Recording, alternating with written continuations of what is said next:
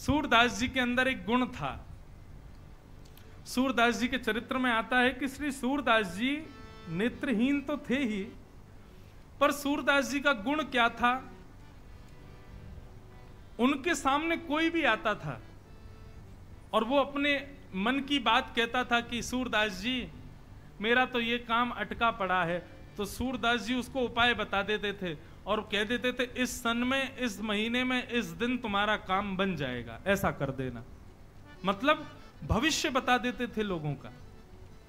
कोई आता, सूरदास जी मेरी भैंस खो गई है, तो सूरदास जी कहते पीछे पोखर में तालाब में जल पी रही है, वहीं बैठी तुम्हारी भैंस ले आओ। कोई कहता सूरदास जी मेरे बेटे का ब्याह नहीं हो रहा, तो कहते उत्तर भारत में एक अमुक नाम का शहर है, वहां से तुम्हारे पुत्र के लिए सुंदर कन्या आएगी, उससे ब्याह कर देना। तो मतलब भविष्य बोल देते थे। अब तो स्थिति हुई कि भविष्य बताने वालों को तो भीड़ तुरंत पकड़ती है। भीड़ लग गई सूरदास जी की, हमारा बताओ, हमारा बताओ, हमारा बताओ। सूरदास जी एक अकिंचन परिवार से थे, तो उनके पिताजी ने सूरदास जी से कहा, सूरदास तेरे यहां इतनी भीड़ आती है तो इसका कुछ वेतन लिया करना। वेतन मतलब लोगों को भविष्य बताने के लिए कुछ लिया करो, 10 रुपया 20 रुपया कुछ लिया करो। तो सूरदास जी कितनी अच्छी बात कहते हैं, पिताजी से कहते हैं, पिताजी ये जो विद्या मेरे पास है कि मैं लोगों के भविष्य बता देता हूं, ये विद्या मैंने सीखी नहीं है, भगवान ने मुझको दी है। और भगवान यदि किसी विद्या को दें तो उस विद्या से मुझे अपना पेट नहीं पालना चाहिए, उस विद्या से मुझे ठाकुर जी की ही सेवा करनी चाहिए। क्षमा करके आप मुझसे इसके लिए प्रलाप ना करें कि मैं धन कमाऊं। तो पिताजी ने कहा तो पूरे दिन खाने पीने के लिए रहना है घर में, निकल जाओ घर से।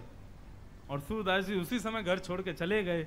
वृंदावन आए, मथुरा में पता चला श्रीमद वल्लभाचार्य जी महाराज आए, तुरंत उनसे मंत्र दीक्षा, गुरु दीक्षा, ब्रह्म संबंध प्राप्त कर लिया। और भविष्य देखने का जो उनकी कला थी उससे सूरदास जी ने गुरु मंत्र को जोड़ दिया और वो भविष्य की जगह भगवान की लीलाओं का दर्शन करने लगे और उस लीला का दर्शन करके गाने लगे, लिखने लगे, बोलने लगे और सुंदर सुंदर पदों की रचना करने लगे। बंधुओं, अपने गुण से संसार को रिझाओ मत, अपने गुण से अपने ठाकुर जी को रिझाओ। भोजन बनाना आता है, बढ़िया, तो बेटा के लिए, पत्नी के लिए, पति के लिए, बच्चों के लिए या मेहमानों के लिए नहीं, अपने लाल जी के लिए बनाओ। नाचना आता है तो सबके सामने मत नाचो, देखो हमारे ठुमके कैसे, ठाकुर जी को दिखाओ। आप सुंदर हो, श्रृंगार करते हो तो सब आपकी प्रशंसा करते हैं, लेकिन उस श्रृंगार में तिलक लगाओ, उस श्रृंगार में ऐसा आभूषण पहनो कि ठाकुर जी को आप भाओ।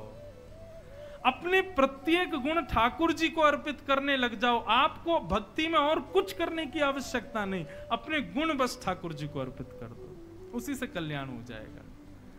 ध्रुव जी महाराज वही बात कहते हुए भगवत चरणों में प्रणाम करते हैं।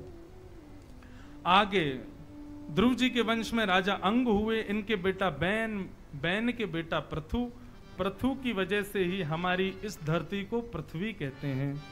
पृथु भगवान के अवतार माने गए।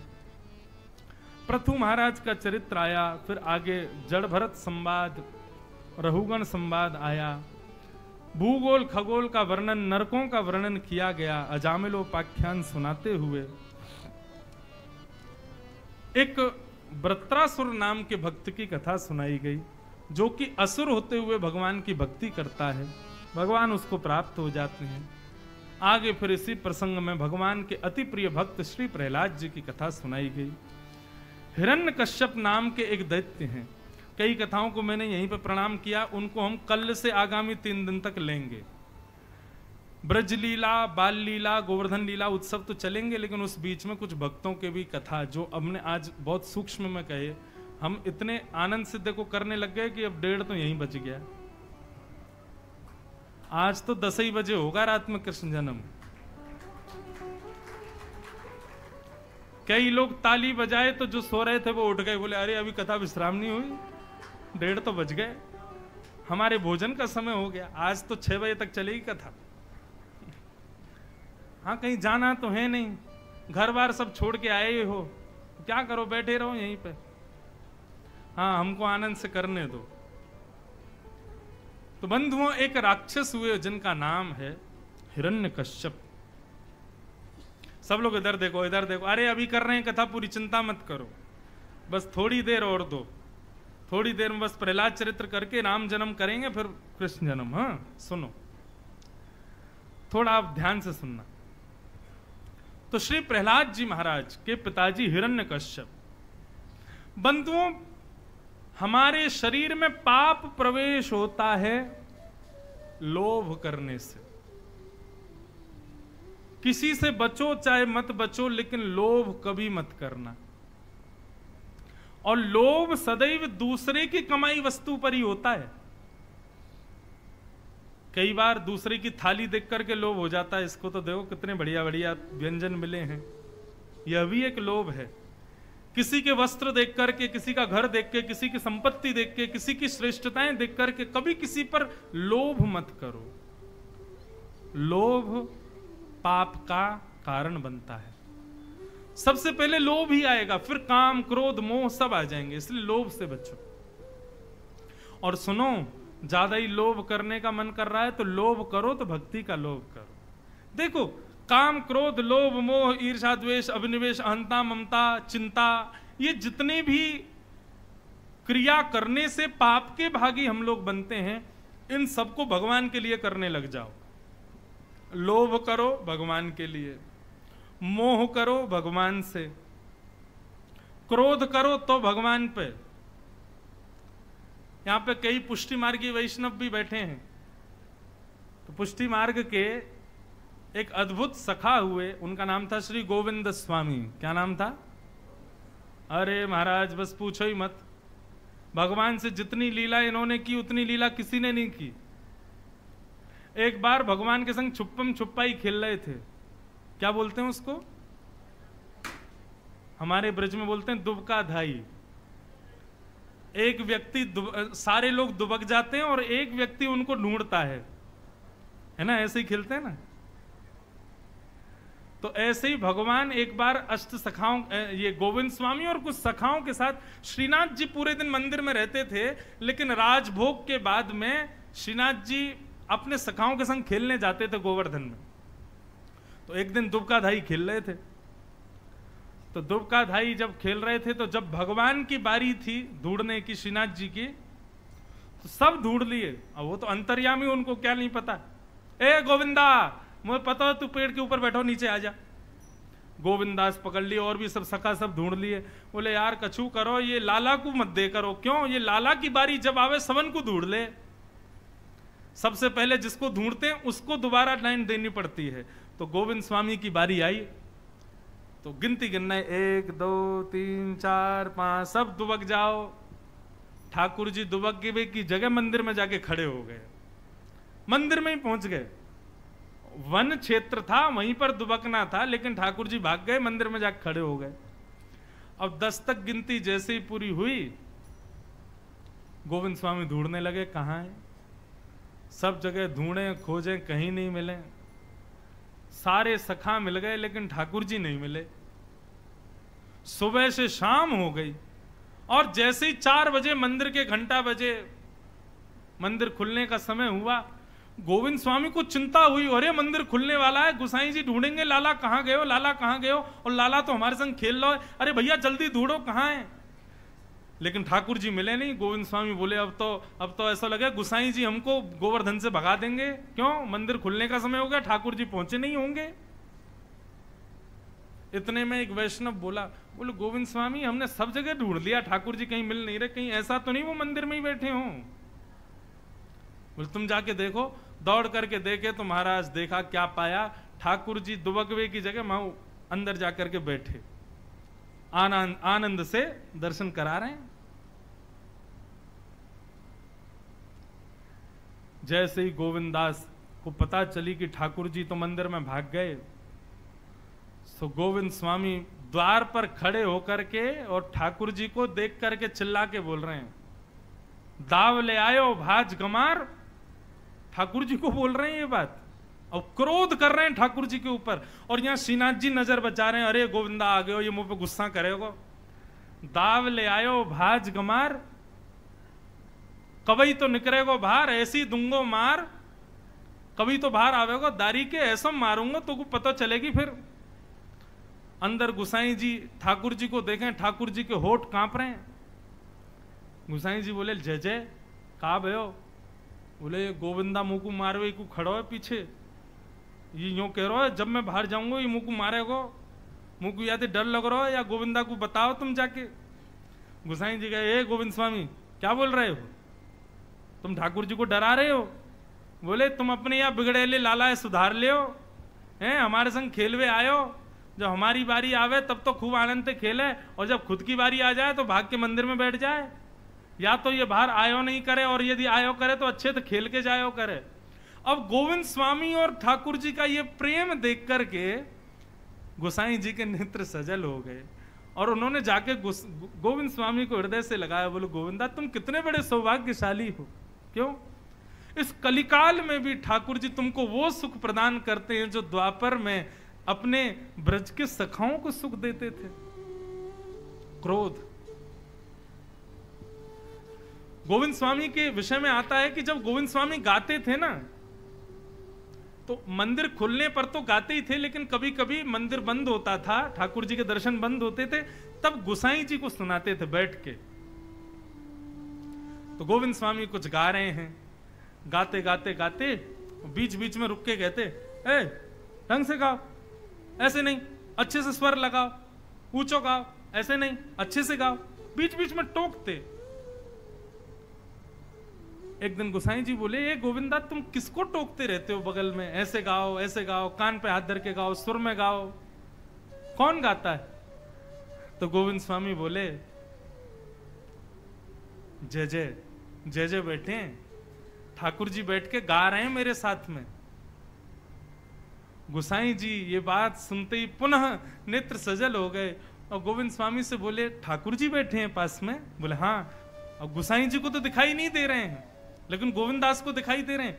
तो गोविंद स्वामी से गोसाई जी कहते, देखो उनको श्रमित मत करना, मुझे उनको सुनना नहीं है, लेकिन तुम ही बताओ ठाकुर जी का स्वर कैसा है? तुमको दोनों सुनने को मिलते हैं। ऐसे भक्तों की बड़ी बड़ी चर्चाएं बंधुओं। तो मैं किस लिए ये बात कह रहा हूं? काम, क्रोध, लोभ, मोह, ईर्षा, द्वेष, अभिनिवेश, ये सब अपने अवगुणों को मिटाओ मत, बस संसार की जगह ठाकुर जी से करने लग जाओ। क्रोध करने को ज्यादा ही मन करे, ठाकुर जी पे ही गुस्सा कर लिया करो।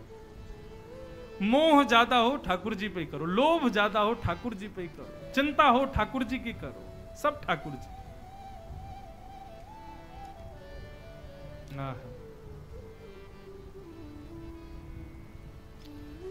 हिरण्यकश्यप लोभ का स्वरूप है, और हिरण्यकश्यप के हिमालय पर जाने पर तपस्या करने के लिए हिरण्यकश्यप गया, तब नारद जी ने आकर के इनकी गर्भवती पत्नी को कथा सुना दी, और उसका प्रभाव यह हुआ, कथा सुनने से गर्भ का बालक भगवान का भक्त हुआ, जिनका नाम प्रहलाद। प्रहलाद जी 1-1.5 वर्ष के हो गए तब लौट करके आए हिरण्यकश्यप। हिरण्यकश्यप ने अपने बालक को गोद में लिया और बालक से कहने लगे, बेटा तुम विद्यालय जाते हो? प्रहलाद जी बोले, हाँ पिताजी जाता हूं। क्या सीखते हो विद्यालय में? कुछ अच्छी बात बताओ।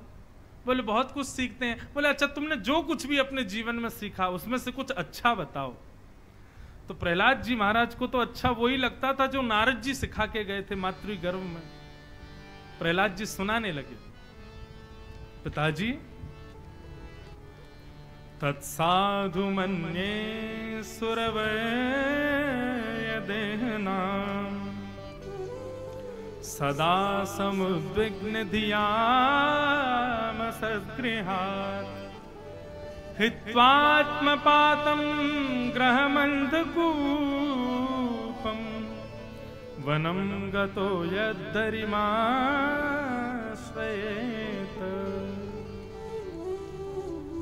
तत्साधु मन्ये सुरवर्य देहिनाम। हे असुरवर्य, आप कहते हैं कि कुछ अच्छा बताओ, तो मुझे तो अच्छी एक ही बात लगती है, क्या? सही समय जान करके घर परिवार छोड़ करके वन में जाकर के हरि का भजन करना चाहिए। पिताजी यही सही समय है, यही सही बात मुझे लगती है। आपको भी सही समय जानकर के घर बार त्याग करके वन में जाके भजन करना चाहिए। वनम गतः यद दरिमाश्रयेत, हरि का नाम सुनते ही हरि जी मोरे अब गुण चित ना धरो, हरि जी मोरे। ऐसे नहीं, भूख लग रही है आप लोगों को, थक गए हो, गर्मी लग रही है, तो फिर ऐसे सुस्ती में नहीं। अभी तो मैं धीरे धीरे करंट लगा रहा हूं आपको, ताकि 440 वोल्ट हो जाए जब कृष्ण जन्म हो, तब तो कुर्सियों पे चढ़ के नाचना खूब, हाँ आनंद करना, प्रेम से गाओ, भाव से गाओ, ऊंचे स्वर में गाओ। हरि जी मोरे अब गुण चित ना धरो, हरि जी मोरे अब गुण चित ना धरो, हरि जी मोरे अब गुण चित ना धरो, हरि जी मोरे अब गुण चित ना धरो। समदर्शी प्रभु नाम तिहारो, समदर्शी प्रभु नाम तिहारो, समदर्शी प्रभु नाम तिहारो, समदर्शी प्रभु नाम तिहारो। चाहो तो पार करो, चाहो तो पार करो, हरि जी मोरे अब गुण चित ना धरो, हरि जी मोरे अब गुण चित ना धरो। हाँ प्रभु जी मोरे अब गुण चित ना धरो, प्रभु जी मोरे अब गुण चित ना धरो। एक नदिया एक नाल कहावत, एक नदिया एक नाल कहावत, एक नदिया एक नाल कहावत, एक नदिया एक नाल कहावत। मेलो नीर भरो, मेलो नीर भरो, जब मिल के दो एक वरण भय, जब मिल के दो एक वरण भय, सुरसरी नाम परो, सुरसरी नाम परो, हरि जी मोरे अब गुण चित ना धरो, हरि जी मोरे अब गुण चित ना धरो, हरि जी मोरे अब गुण चित ना धरो, हरि जी मोरे अब गुण चित ना धरो। एक तरफ से नदी आ रही है और एक तरफ से मेला नाला आ रहा है, लेकिन दोनों आकर के जब मिल जाते हैं तब उसको नाला कहा जाता है कि नदी कहा जाता है? नदी कहा जाता है। ठीक उसी प्रकार नाथ, हम भले ही बड़े अवगुणी हैं, लेकिन आपके सन्मुख खड़े हैं, हम तो नाले के समान हैं, परंतु आप नदी के समान हो। अब आपके सन्मुख आ गए हैं, आप में मिल गए हैं नाथ, अब हमारे अवगुणों का विचार मत कीजिएगा।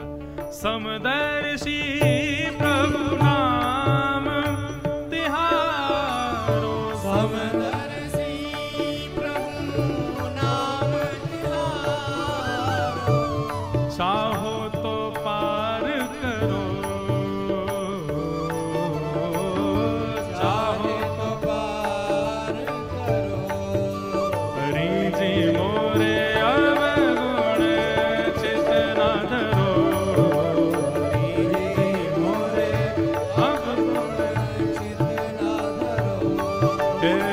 कान्हा जी मोरे अवगुण चेतना धरो, कान्हा जी मोरे भक्त वत्सल भगवान की जय।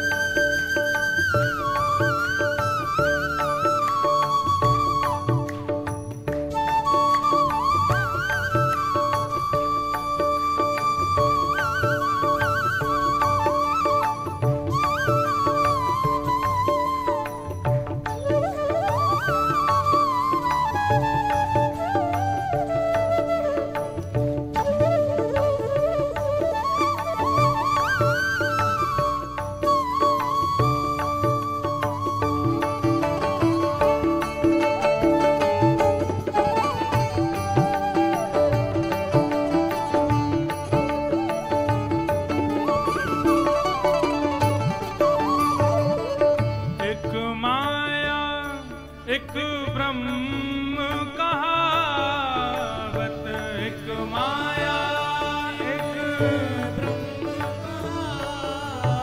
कहावत, एक माया एक ब्रह्म कहावत, एक माया एक ब्रह्म कहावत, सूर श्याम झगड़ो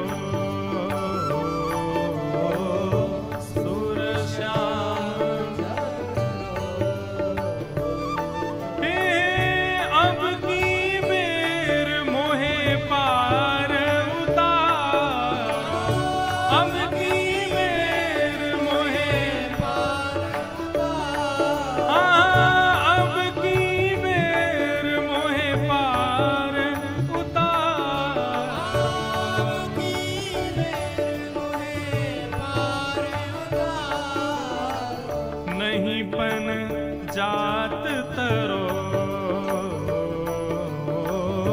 नहीं पर जात तरो, नहीं पर जात तरो, नहीं पर जात तरो, प्रभु जी मोरे अवगुण चितना धरो, प्रभु जी मोरे अवगुण चितना धरो, प्रभु जी मोरे अवगुण चितना धरो,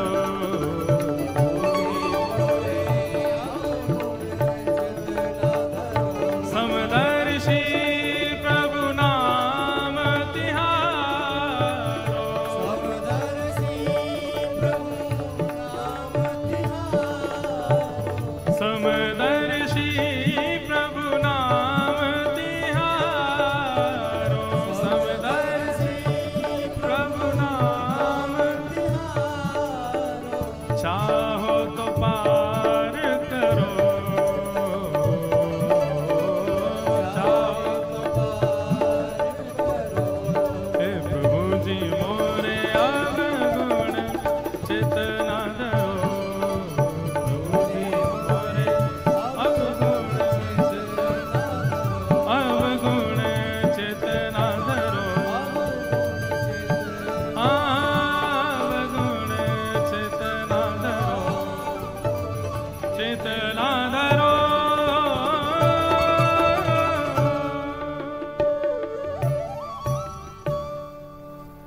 हे नाथ, मेरे अंदर बड़े अवगुण हैं, मैं बड़ा अयोग्य हूं, लेकिन फिर भी आप मुझे कैसे स्वीकार करेंगे, ये विश्वास मेरे अंदर केवल इतना मात्र है कि आपने गजेंद्र का उद्धार किया था, तो मैं तो मानव हूं, मेरा उद्धार तो आप करोगे। ये बात विशेष इसलिए बंधुओं कि आप प्रहलाद जी की स्थिति समझो। प्रहलाद के लिए भगवान नृसिंह बन के आ गए, हिरण्यकश्यप को मार दिया, 33 करोड़ देवता आज हिरण्यकश्यप के महल में खड़े हैं, लेकिन उसके बाद भी प्रहलाद जी को लग रहा है कि मैं अयोग्य हूं, मेरी कोई योग्यता नहीं। यहां ठाकुर जी वृंदावन से हमारे घर में आके सेवा कराने लग जाएं तो हमारे अभिमान का स्तर इतना बढ़ जाता है। मेरे घर में स्वयं भगवान विराज रहे हैं, मेरे हाथ की रोटी पाते हैं, मेरा श्रृंगार स्वीकार करते हैं। और यहां प्रहलाद जी के लिए भगवान प्रत्यक्ष आ गए, तब भी प्रहलाद जी को लग रहा है कि मैं अयोग्य हूं। ठाकुर जी ने प्रहलाद जी को गोद में बिठाया और प्रहलाद जी को कहा, प्रहलाद कुछ मांग लो। प्रहलाद जी बोले, वचन दीजिए पहले, जो मांगूंगा सो दोगे। भगवान बोले, वचन देते हैं, जो मांगोगे सो देंगे। तो प्रहलाद जी ने क्या मांगा? प्रहलाद जी कहते हैं, भगवान यदा यदीराशीष में कामान भराम स्वाम्बर दर्शभ कामानाम वृद्ध संरोहम भवतस्तु वृणेवरम। हे नाथ, मेरे अंदर आपसे कभी भी कुछ मांगने की इच्छा पैदा ही ना हो, ऐसा वरदान दे दीजिए। मैं आपसे कभी कुछ ना मांगूं, और यदि मांगने का मन हो तो केवल आपकी भक्ति मांगूं, आपका प्रेम मांगूं। इसके अलावा मेरे अंदर आपसे कभी कुछ मांगने की इच्छा ना हो, ऐसा वरहस्त मेरे सिर पर रख दीजिए। भगवान प्रहलाद की भक्ति से प्रसन्न हो गए और प्रहलाद को सदगति प्रदान करके भगवान अपने धाम को प्रस्थान कर गए। बोलो भक्तवत्सल भगवान की।